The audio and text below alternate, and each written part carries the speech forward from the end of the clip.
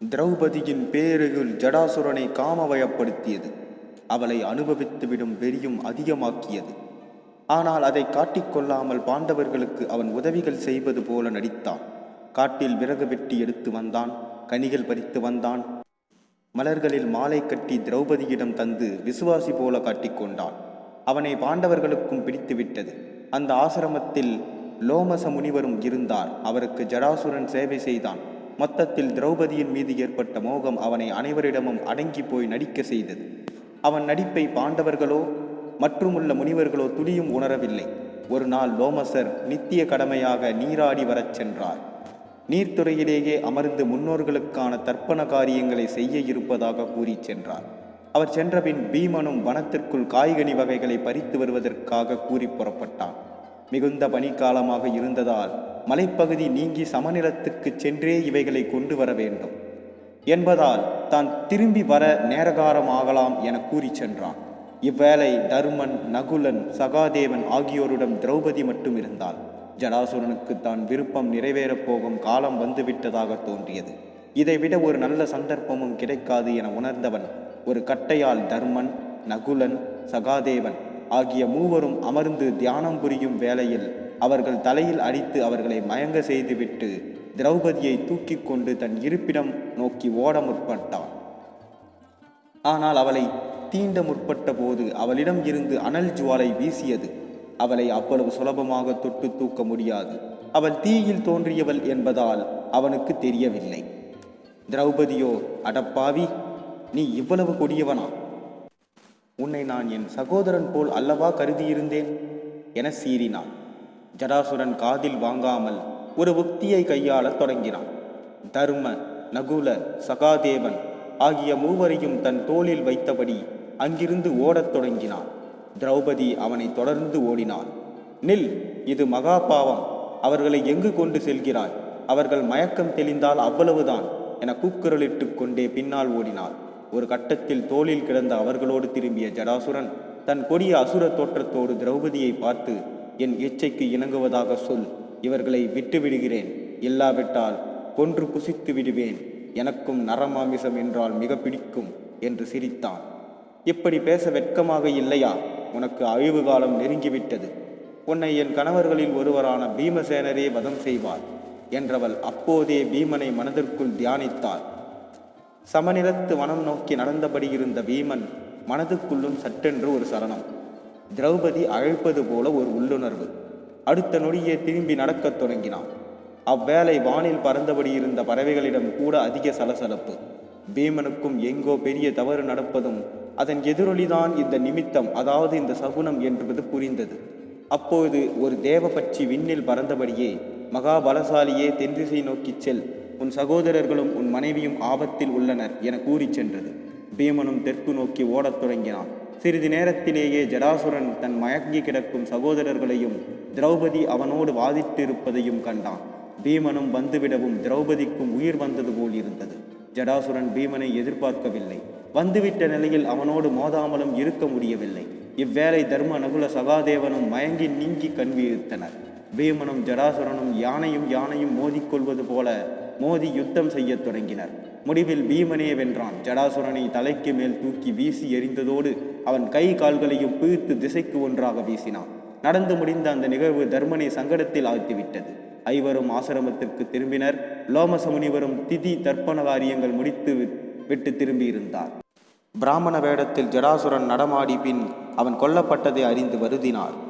உங்கள் வனவாச காலம் என்பது புண்ணியங்களை சேர்த்து கொள்ளும் காலமாக மட்டுமே இருக்க வேண்டும். ஆனால் இதுபோல யுத்த வதங்களும் செய்யும்படி ஆகிவிடுகிறது. ஒரு தவறான அசுரனை கொன்றது பாவமாகாது, ஆனாலும் அது பவித்திரமும் ஆகாது. இத்தகைய சகல செயல்களையும் பரிகாரம் கைலாசகிரியில் உள்ள தேவப்பிரயாகை எனும் மானசனோலில் நீராடி அந்த ஈசனை கிரி வடிவில் கண்டு வணங்குவதுதான் என்று கூறி அவர்களுக்கு கைலாசகிரி நோக்கி செல்லும் எண்ணத்தை உருவாக்கினார் லோமசர். அதேவேளை கைலாசகிரியை பாதங்களில் நடந்தே அடைவதில்தான் திரேக ரூபமாய் நாம் செய்த பாவங்கள் நீங்கும். ஆனால் அது மிக கடினம். ஈசனின் ஆசிகள் இல்லாதவர்கள் வழியில் மிருகங்களால் கொல்லப்படுவார்கள். எனவே நீங்கள் மிக கவனத்தோடும் பக்தி உணர்வோடும் சென்றாலே கிரி உச்சியை அடைய முடியும் என்றார். திரௌபதியும் அவர் கூறியதை கேட்டு அஞ்சவில்லை. முனிபெருமானே, எது வந்தாலும் சரி, நாங்கள் அந்த மேலான கிரியை அடைவோம். மானசரோவரிலும் நீராடுவோம். எங்கள் வனவாச காலத்திற்கும் ஒரு பெருமை பொருளை உண்டாக்குவோம். உங்கள் ஆசிகள் எங்களுக்கு துணை நிற்கட்டும் என கூறி லோமசரை வலம் வந்து வணங்கிவிட்டு ஐவரும் புறப்பட்டனர். செல்லும் வழியில் தர்மன் அர்ஜுனனை எண்ணியபடியே பேசலானான். அன்பு சகோதரர்களே, தர்மபத்தினியே, நம் அர்ஜுனன் நம்மை விட்டு பிரியும் போது 5 வருட வடிவில்தான் திரும்பி விடுவதாக கூறி சென்றிருந்தான். அந்த நாளானது இன்னும் 17 தினங்களில் வரவுள்ளது. அதன் பின் அர்ஜுனனும் நாம் இருக்கும் கைலாசகிரிக்கே விண்ணிலிருந்து நேராக வந்துவிடக்கூடும். நாம் அனைவருக்கும் ஒன்றாகும் இடமாக கைலாசகிரி அமையக்கூடும் என்றான். லோமசர் கூறியது போலவே கைலாசத்துக்கான வைத்தடத்தில் நிறைய இடையூறுகள். சில இடங்களில் பனிசரிவு, சில இடங்களில் மிருகங்களால் இடையூறு. அதுபோக உண்ண உணவு கிடைக்காதபடி எங்கும் பனி. சகலத்தையும் சகித்தபடி நடந்தவர்களை விருக்ஷபர்வா என்ற முனிவரின் ஆசிரமம் ஒன்று வரவேற்றது. விருக்ஷபர்வாவும் அவர்களை வரவேற்று உணவளித்து உபசரித்தார். பின் அவர்கள் கைலாயகிரி நோக்கி செல்வது பற்றி அறிந்து மகிழ்ந்தார். இருப்பினும் அவர் முகத்தில் உடனே ஒரு வாட்டம் ஏற்பட்டது. தர்மன் அதற்கான காரணத்தை கேட்டான். பாண்டவர்களே, இங்கிருந்து கைலாசகிரியை அடைவது சுலபமல்ல. இடையில் மால்யவால் என்னும் மலை உள்ளது. அதை கடக்கையில் புதைந்து போய்விடும் ஆபத்து மிக உண்டு. அப்படியும் கடந்து விட்டால் கிண்ணரர் கிம்புருடர்களின் மலையான காந்தமாதன பருவம் என்ற மலை வரும். இது ஒரு மாயமலை. இந்த மலையில் திரும்பி பார்க்கும் இடமெல்லாம் பழவகைகள் கண்ணில் படும். அதே போல சகல விருபாட்சங்களும் கண்ணில் படும். இவைகளோடு உலகின் சகல பறவை இனங்களும் இங்கு காணலாம். சகல மலர்களையும் கூட இங்கு காணலாம். மொத்தத்தில் கனி, மலர், விருட்சம், பறவைகள் இவைகளோடு வண்டினங்களும் பூரணமாக இங்குள்ளன. மேலாக 4 கொம்புகள் கொண்ட யானை கூட்டம் இந்த பர்வதத்தின் சிறப்பு. இந்த பர்வதத்திற்குள் ஒருவர் நுழைந்துவிட்டால் அவர்கள் தாங்கள் யார் என்பதையே மறந்து போவார்கள். மலையின் எழிலில் மயங்கி கிடைக்கும் கனிகள் எல்லாம் உண்டு. அழகிய காட்சிகளில் மயங்கி எப்போதும் ஒருவரை போதையில் திரிந்து கொண்டிருப்பார். இந்த பர்வதத்திற்குள் இயற்கையின் வசம் சிக்காமல் மனதை கட்டுப்பாட்டுக்குள் வைத்து இதை கடந்தால் ஆர்ஸ்டேஷனர் என்ற முனிவரின் ஆசிரமத்தை அடையலாம். ஆர்ஸ்டேஷனரை அடைவது என்பது அரை கைலாத்தை அடைவது போன்றது. அதன் பின் அவர் உதவியில்லாமல் கைலாயகிரியை அடைய முடியாது. சுருக்கமாக கூறினால், இதுவரை நீங்கள் கடந்து வந்தது பெரிதே இல்லை.